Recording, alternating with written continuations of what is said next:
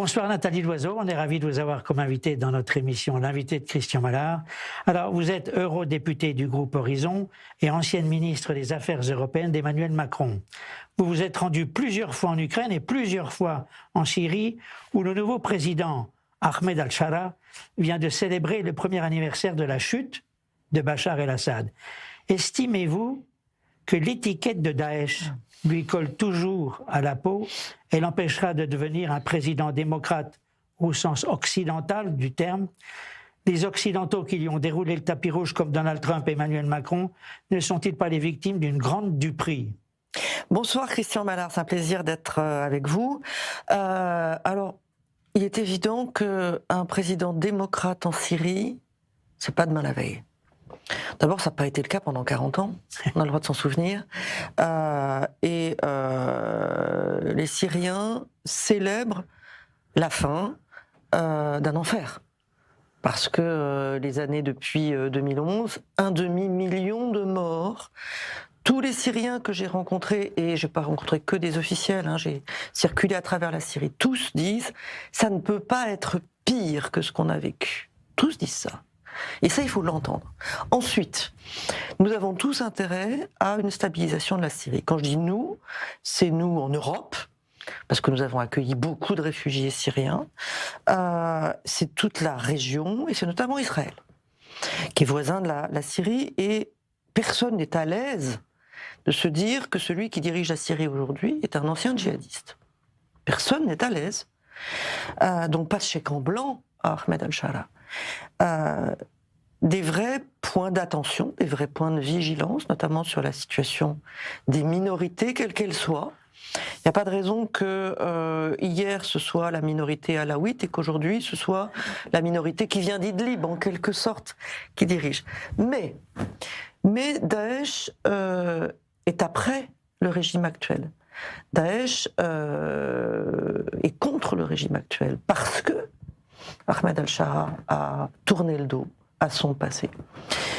Et nous devons faire avec ce que nous avons et nous dire que on a intérêt à la stabilité de la Syrie et on a intérêt à ne pas déstabiliser la Syrie. Alors, est-ce que vous ne craignez pas, Nathalie, que la Syrie soit à nouveau l'objet d'une lutte d'influence, comme on a pu le voir dans le passé, dans la région avec Israël, les États-Unis, l'Iran, la Turquie et l'Arabie Saoudite?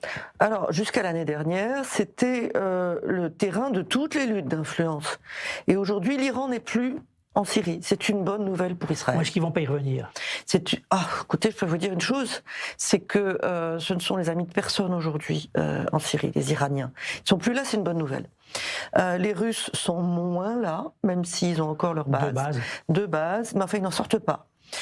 C'est aussi une bonne nouvelle. La Turquie est présente, et c'est une mauvaise nouvelle parce que... Erdogan, le parrain. Et puis surtout, ils vont contre les Kurdes qui nous aident à lutter contre Daesh.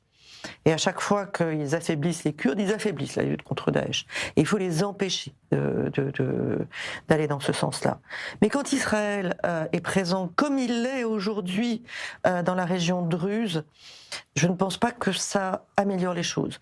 On sait que, par exemple, l'administration Trump essaye de conclure un accord entre Israël et la Syrie. Et on sait qu'Ahmed al-Shara y est prêt. Et ça, ce serait un événement historique s'il y avait un accord entre Israël et la Syrie. Vous y croyez réellement? Vous savez, moi je crois que ce que je vois, je suis comme saint Thomas, mais je pense à l'intérêt de tous les pays de la région. Je pense que la Syrie aujourd'hui n'a pas les moyens d'être hostile à ses voisins. Et qu'il faut profiter de ce moment pour essayer de stabiliser les choses et pas les rendre plus compliquées. Alors est-ce que selon vous, il peut y avoir une paix au Moyen-Orient, tant que les ayatollahs sont au pouvoir, et je vous rappelle qu'en effet, ils veulent la mort, la peau d'Israël? Ça ne m'a pas échappé. et un régime qui veut la destruction d'un autre pays et qui en plus veut se doter de l'arme atomique, d'un régime dangereux. Donc il faut contenir ce régime. Je mets en garde contre les tentations de changement de régime depuis l'extérieur parce que ça n'a jamais marché. On a vu l'Irak, on a vu ce que ça a donné.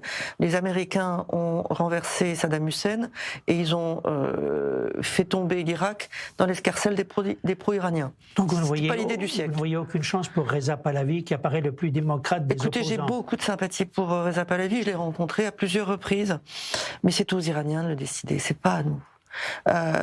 Notre rôle à nous, aux puissances qui veulent la paix au Moyen-Orient, c'est de contenir l'Iran, c'est de nous assurer qu'il n'a pas l'arme nucléaire, c'est de nous assurer que par ses proxys, les Houthis et les autres, le Hezbollah, ils ne sèment pas le chaos dans la région. Mais pour ce qui est de qui décide, de qui sera à la tête de l'Iran, c'est aux Iraniens. Et c'est vrai qu'on ne les a pas entendus suite aux appels, aux manifestations et tout. Ils ne sont pas sortis de leur réserve, si je peux dire.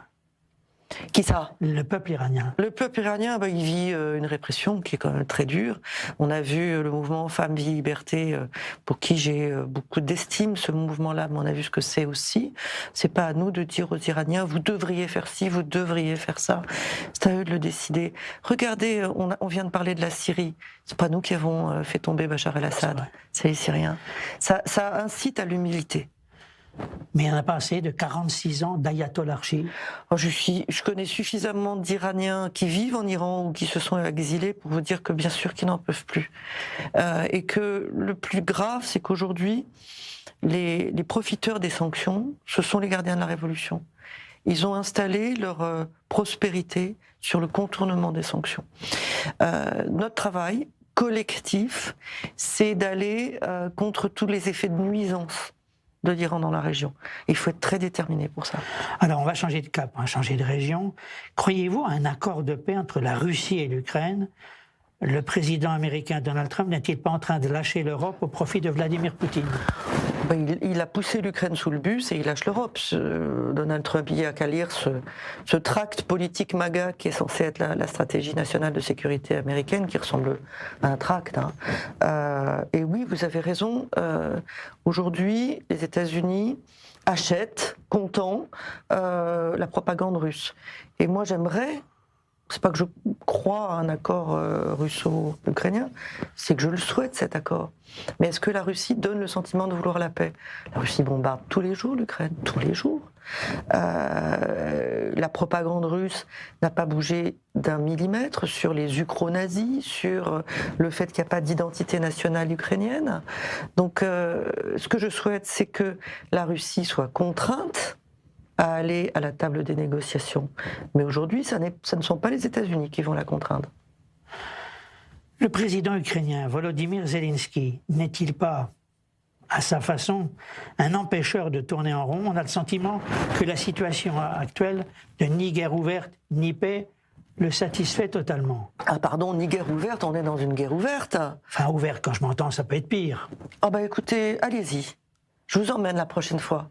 Je vous emmène en Ukraine. Quand toutes les nuits Kiev est bombardé, quand les civils sont bombardés en permanence, je parle même pas du front, et des pertes terribles que les Russes subissent, que les Ukrainiens subissent un peu moins, parce qu'ils sont plus attachés à la vie de leurs hommes. Mais excusez Volodymyr Zelensky de représenter la volonté de son peuple de rester indépendant et souverain. Alors, De Gaulle était un empêcheur de tourner en rond. Ben Gourion était un empêcheur de tourner en rond. Ce sont des gens qui ont le sort de leur peuple entre leurs mains. Ils veulent la paix plus que n'importe qui. Les Ukrainiens veulent la paix plus que n'importe qui, mais pas n'importe quelle paix. Est-ce que les problèmes de corruption qui entourent Zelensky risquent de poser problème? Bien sûr que c'est un problème. La corruption est un cancer. Partout. Partout où elle s'exprime, c'est un cancer. Je note simplement que les problèmes de corruption en Russie, on n'en parle pas parce qu'on pense que ça fait partie du paysage. Et puis vous avez de temps en temps des gens qui tombent de leur 7e étage. Mais en Ukraine, vous avez une agence anticorruption qui est allée après le principal collaborateur de Volodymyr Zelensky. Qu'est-ce que ça veut dire? Ça veut dire qu'il y a un problème endémique, grave, mais qu'il y a aussi des anticorps. Et que de toute façon, l'Ukraine ne rejoindra l'Union européenne que quand elle aura réglé ses problèmes de corruption. Alors, est-ce que vous pouvez me dire, Nathalie, pourquoi Zelensky rejette le plan de Donald Trump, qui semble d'ailleurs convenir à Vladimir Poutine? Parce que c'est un copier-coller des desiderata russes, et que, par exemple, le plan dit de Donald Trump donnerait à la Russie des territoires que la Russie n'a pas réussi à conquérir en plus de 3 ans de guerre, presque 4 ans. C'est vraiment une récompense à l'agresseur. Rappelons juste que l'Ukraine n'a pas perdu la guerre, que l'Ukraine, qui était censée capituler en 3 semaines, est toujours debout au bout de 3 ans et quelques, que c'est quelques pourcentages du territoire ukrainien que la Russie a conquis militairement, pas plus. Donc malheureusement, Witkoff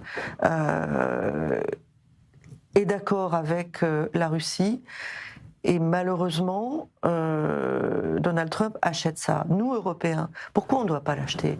Pas seulement pour des raisons morales, ce serait déjà pas mal, mais parce que notre intérêt, c'est que la Russie cesse son aventurisme, son impérialisme militaire. Parce que le jour où l'Ukraine serait avalée par la Russie d'une manière ou d'une autre, on est les suivants sur la liste. Et ça, on n'y a pas intérêt. Alors, on a une dernière minute. Comment voyez-vous l'issue finale? Moi, ce que je souhaite, c'est une négociation de paix, bien sûr, mais avec une Ukraine regonflée, un rapport de force rééquilibré. C'est pour ça qu'il faut utiliser les avoirs russes gelés, en les prêtant à l'Ukraine maintenant, pas des dommages de guerre dans 10 ans, maintenant, et en protégeant le ciel ukrainien depuis les pays de l'OTAN, en tout cas les civils, les villes, parce que ça ne nous ferait pas de nous des belligérants, mais ça remettrait un rapport de force plus équilibré, et ça donnerait envie, enfin, à Vladimir Poutine de s'asseoir pour une vraie négociation. Nathalie Loiseau, mille merci d'être venue dans le studio de i24 News à Paris. Ça a été un plaisir de vous avoir, et surtout avec des explications claires, nettes et précises. Merci. Et à très bientôt. Au revoir.